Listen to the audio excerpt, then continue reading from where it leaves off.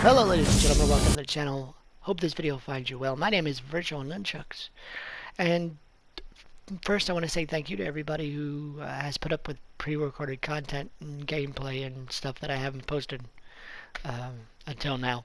I have a medical condition. My last doctor's appointment is on Thursday, so you will get pre-recorded content on Thursday, but I figured today I'm feeling pretty good. We're gonna try to knock it out of the park. Today we're going to talk about some news. We're going to talk about Avengers and the situation there. We're going to talk about some Assassin's Creed because they're getting the TV treatment, and we're going to talk about Star Wars Squadrons and a free update coming there. We're going to talk about some Call of Duty news. So sit back and relax. We're going to have a good time.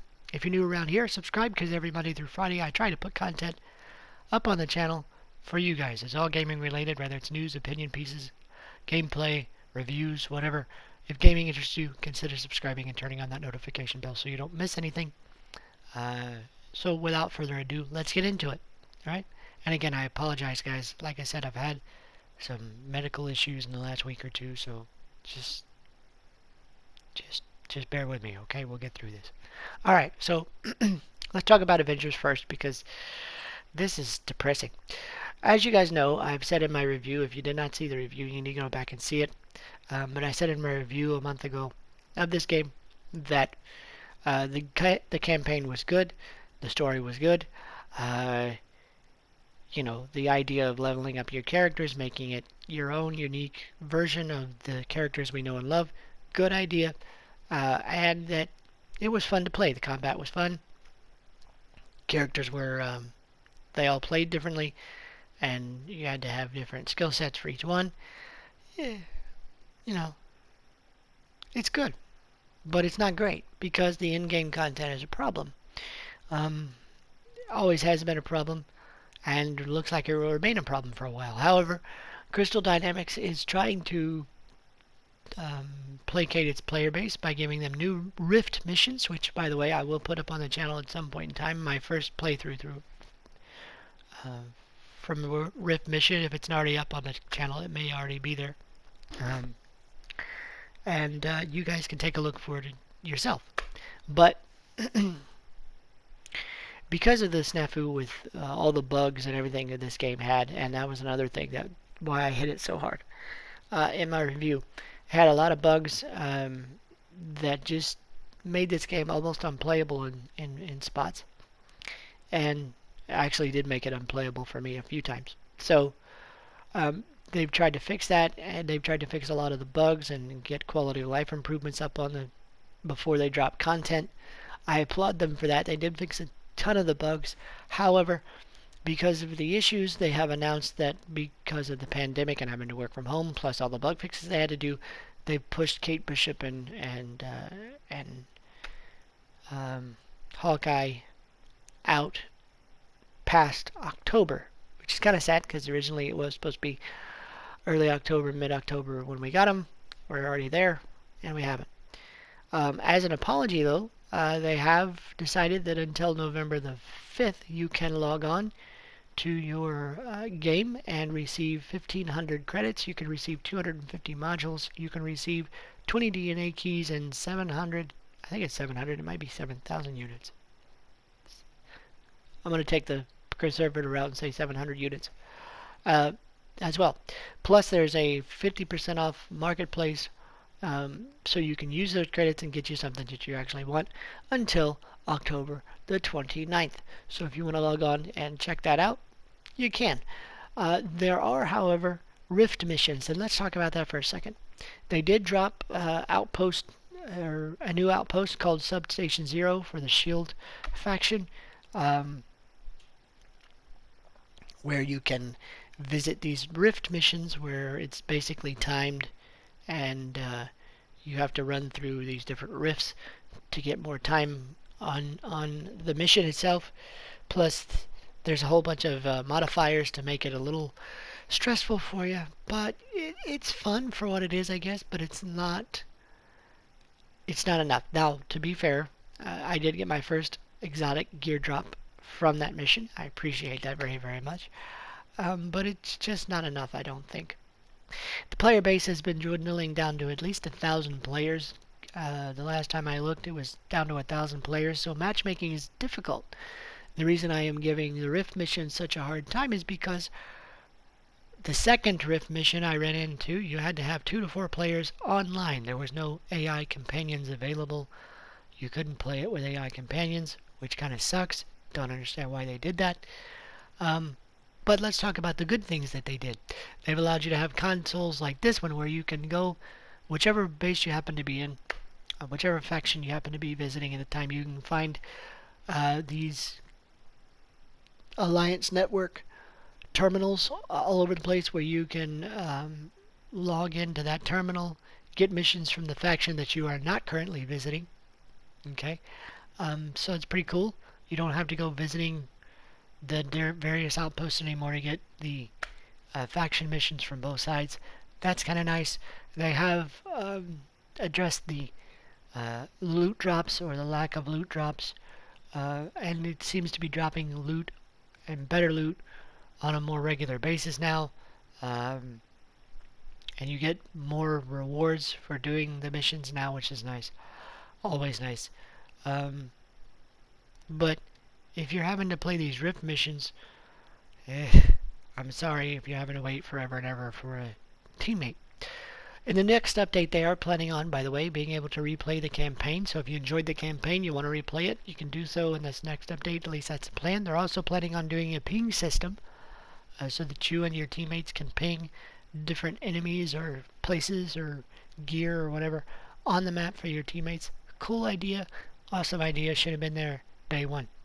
They're going to do off-screen threat indicators, which should have been there day one because I'm tired of getting shot by a missile and not knowing where it's come from. But they're going to allow you to be able to have on-screen threat identification so that you can make the appropriate dodge moves or whatever to avoid certain things coming in off-screen. Thank you for that. And then, of course, once the content does drop, we're going to get new narrative missions for Kate Bishop and Hawkeye and stuff like that. So, the game has potential. I said that in my review, but yuck. Alright, so I've talked about that enough. Holy crap. But yeah, let me know if you're still playing it in the comment section below. Alright, so let's talk about Call of Duty real quick. Call of Duty has been doing, if you've been playing the Warzone Battle Royale part of Call of Duty, they're doing a Halloween event called The Haunting of Verdansk, and there have been some issues with that. Apparently, if you go around and collect certain items around the map, you're supposed to get a Pumpkin Punisher skin for your Growl. People are not getting that. Well, I'm sorry, you're not getting that, and here's how you work around it. Unfortunately, Joe Seacott said right now there's a workaround. It's painful, which means you have to go around and collect all those items again, open up everything until the candy visual effects go away. That sounds tedious and irritating. However, he did say that after Halloween, post-Halloween, there is going to be a fix for those of you who are in this state and have already completed the necessary requirements to get your Pumpkin Punisher skin. But he apologizes. Until then, that's the best way to fix it. If you're worried about it, you want to try to get it, you got to go around to these different locations, pick up the stuff again until the effects disappear, or you can wait for the patch to come out post-Halloween. Seems a little late, Joe. Just saying. But other than that, the content itself is pretty fun. It's spooky, which is what they were going for. So yeah, if you want to check it out, check it out. It's available now. Assassin's Creed is getting TV treatment. Not only is Assassin's Creed getting TV treatment, according to a press release by a bunch of resources, including Variety magazine right now, Ubisoft has entered into a multi-series deal for their franchises with Netflix.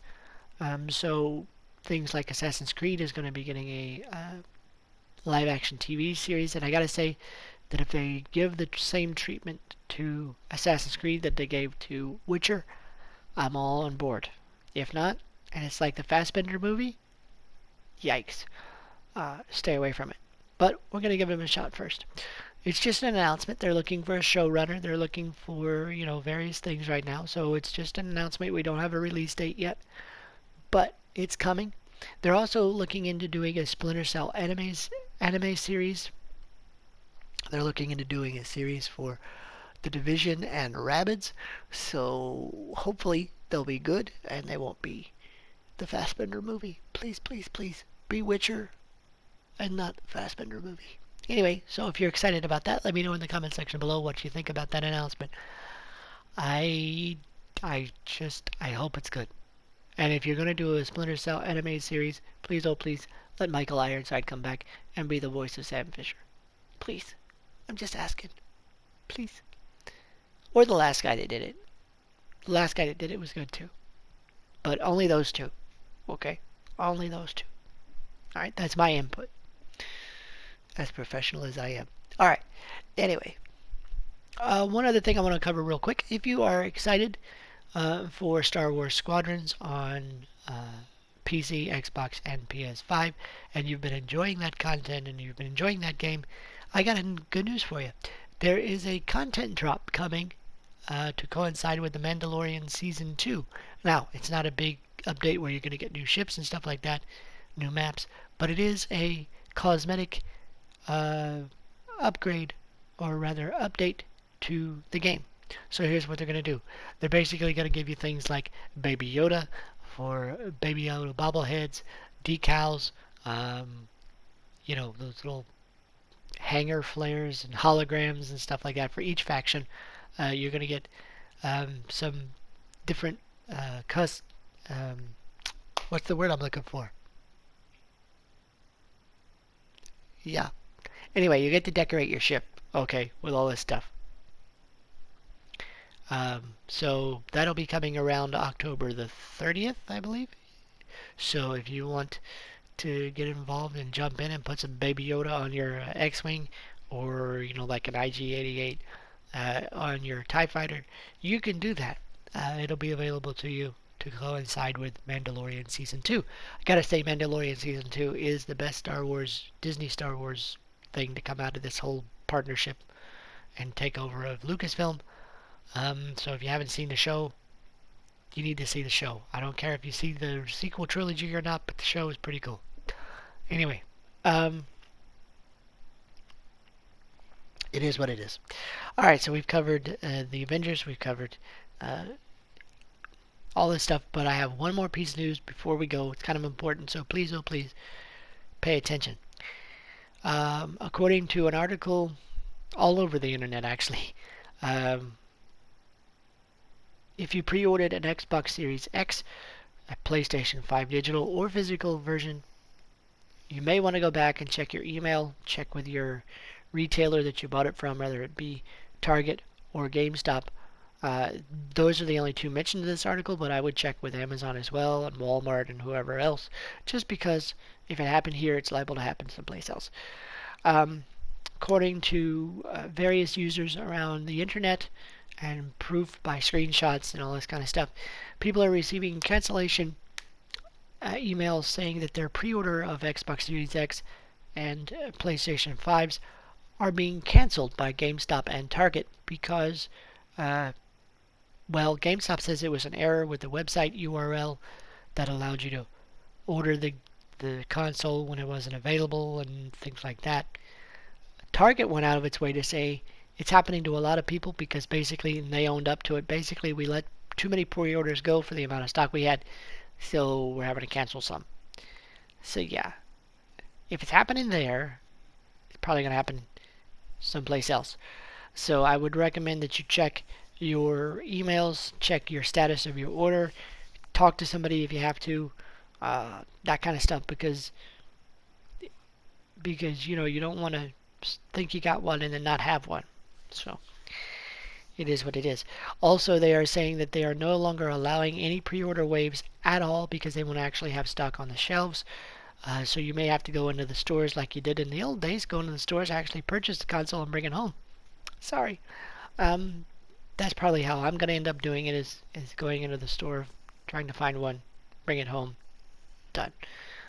But but yeah. So please, oh please, I stress to you, please, oh please, oh please, check your email, check with the status. If you order, especially if you order from GameStop and Target, check the status of your order. Make sure you still have it. If you have not checked your email in a while, check your spam folders, all that stuff.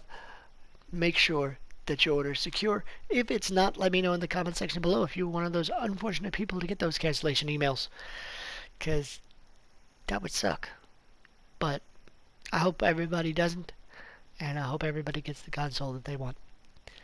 Alright guys, that's the video I have for you today. Don't forget, I'm here every Monday through Friday doing gaming content for you guys, and I appreciate all your patience with the pre-recorded content and my medical issues and all that stuff. I have my last doctor's appointment on Thursday. So we're looking like we're gonna be okay. I just hung you up. We're gonna be okay there. Yeah, feeling lots better. Anyway, hope you guys have a great day. Don't forget you can follow me on Facebook.com/VirtualNunchucks, over on Twitter @VNunchucks, of course, Twitch.tv/VirtualNunchucks. Hope you guys have a great day. We'll see you soon.